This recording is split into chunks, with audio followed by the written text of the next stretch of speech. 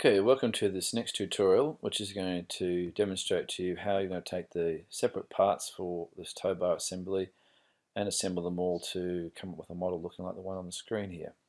I'm going to divide the tutorial into two separate parts.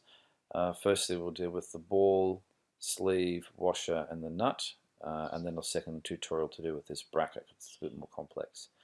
So the first step is to make sure that your parts are all in the same folder. So make sure in Finder that you've got all those parts all in one folder. Bolts, brackets, all those sites. If they're not in the same folder, later on that'll cause issues. Okay, so back to Creo. Let's start by creating a new assembly. So File, New. It's not going to be a single part, it's going to be multiple parts and assembly. So click on assembly and we need to give it a name. Excuse me. So I'm going to call mine towbar underscore assembly underscore 2016. Some sort of a naming convention. Click OK. It already exists. Okay, well in that case I'll just take off the year. And click OK again, and click OK. Okay, and we've got a blank page here now. What I'll do is just turn on the planes to demonstrate something. So down here I'll turn those planes on. And then we're going to bring in our first part. So to bring that in, we come up to this symbol icon at the top here and simply click onto it. And because I've set my working directory to be where all my parts were, it defaults straight to there. And then I can go find the actual tow bar. I'm going to start with the tow bar. By clicking on that preview button here, you get a little preview to make sure you're actually getting the right part. Click on open, and you can see that the object comes in into the first part. Now it's important to note here that the object comes in with the edges or sides of it parallel with these default assembly planes. It's important with your first part that you don't move the part with any of the orb tools here, because later on, if we did shift it around and the faces were not parallel with these faces, our front and top side views and so on wouldn't be at 90 degrees to them. So it's really important, the first part you bring in, to simply come up to the constraints list here, scroll down, and the second one from the bottom is to fix it, and you need to fix that in place. You'll see now it says fully constrained, and tick the green tick. At this point we probably don't need those planes anymore, so I'm just going to turn them off, and then we can start to bring in the other parts. So this first tutorial we're going to deal mostly with the actual tow ball and so on. So let's bring that in. So go to assemble, go find the tow ball, which I think is there. There it is there, and click on open. And the easiest way to assemble this is to grab the cylindrical surface of the tow ball there, to grab the inside cylindrical surface of the tow bar, and you can see that they align themselves. Now it says partially constrained because it's only got one constraint, and if I grab this coloured axis here, you can see I can still pull that up in a direction. So we need to put a secondary constraint onto it. So in this case I'm going to select the top surface of the tow bar. Then I'm going to use my center mouse button on my mouse and roll it over, and I'm going to choose the underneath surface of the tow ball there. Now you can see that it's defaulted to being a coincident constraint, which means that those two surfaces will be parallel, but it's defaulted to a dimension or to a distance. We can change that by changing the type of constraint up here. Rather than being distance, if we choose coincident, it's then going to make those two join together and be parallel surfaces mated together. You can then see up here that it's fully constrained, which means that there's enough constraints on it to hold it in that position. Once you see fully constrained, we can then go to our green tick.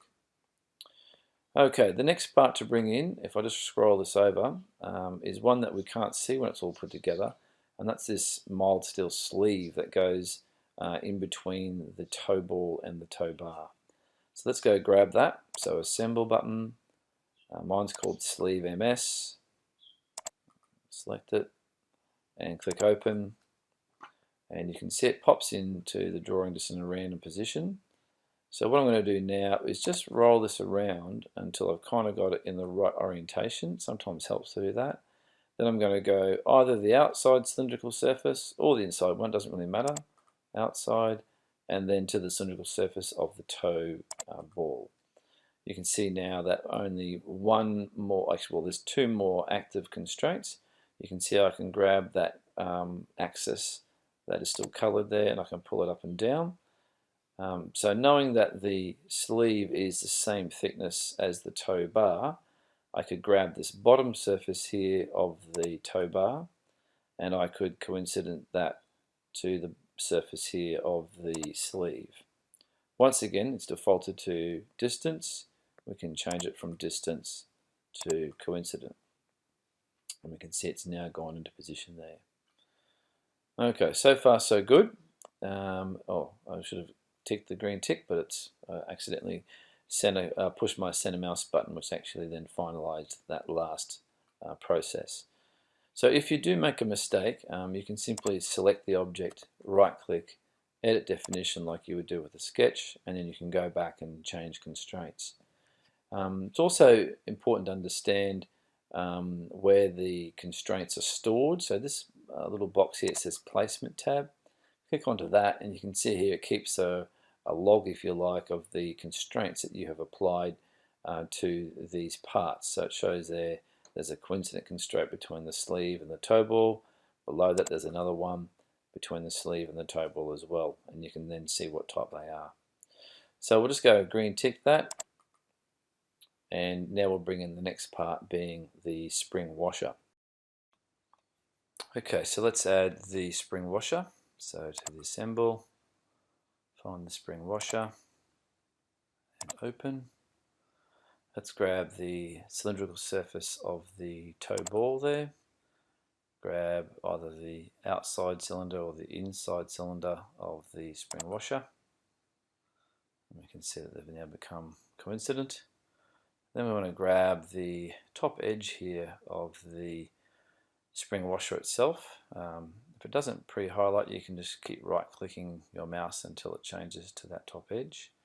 So I can just select that top edge there like so, and scroll up, and I'm going to then select the underneath surface of the toe bar.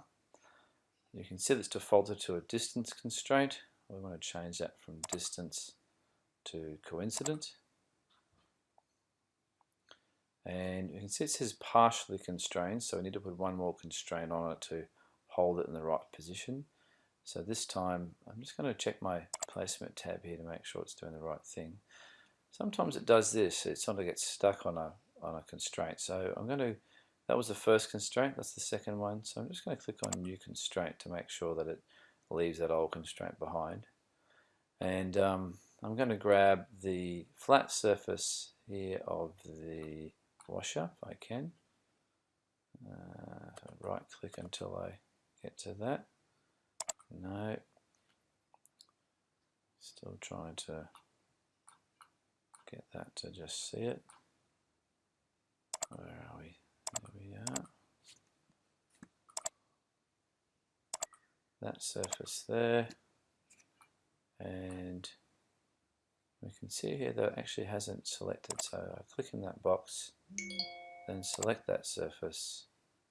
Oh, sorry about that. Go back here again. So I click in the collector box, click on that surface, and then I'm going to click on this outside surface here.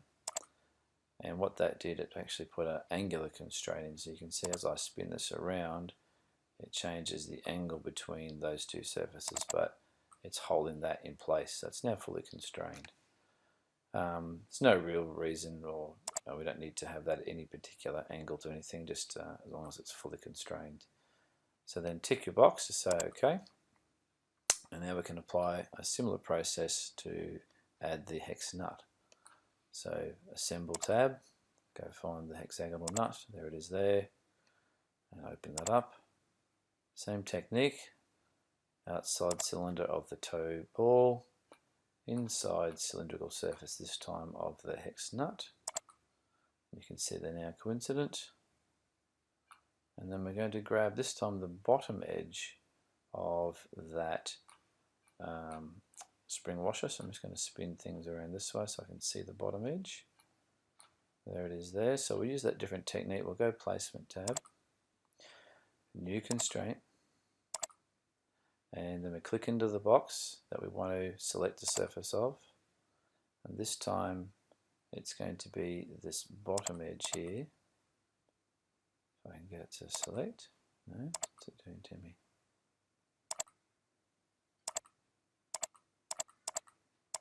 No, it's decided not to play by the rules. Okay, we'll try that one more time. Okay, the nut's working, so we'll set the top surface of the nut there. Okay, and then we'll select this edge here. So because it's not highlighting the edge, what I'll do is hover my mouse near it and then right click and click on next. No, it's not being very nice to me. There we go. I can keep right clicking until it eventually selects the edge. You can see eventually selected the edge or pre-highlighted the edge. Once it's pre-highlighted by right clicking, then I'll left click once to make it go red, and you can see it's put a constraint between the two of them there. And we want that constraint not to be a distance, we want that to be coincident. And lastly though, we'll check here, it says partially constrained. So once again, we'll do a similar thing that we did up the top with the washer. We'll grab a surface of the nut there, and we'll also grab this flat surface here of the tow bar, and it's just put that angular constraint on there once again, and we can see it's now fully constrained. And tick green. Okay, so that's part one, and we'll do part two. We'll be putting that bracket in place, which is a little bit more complex.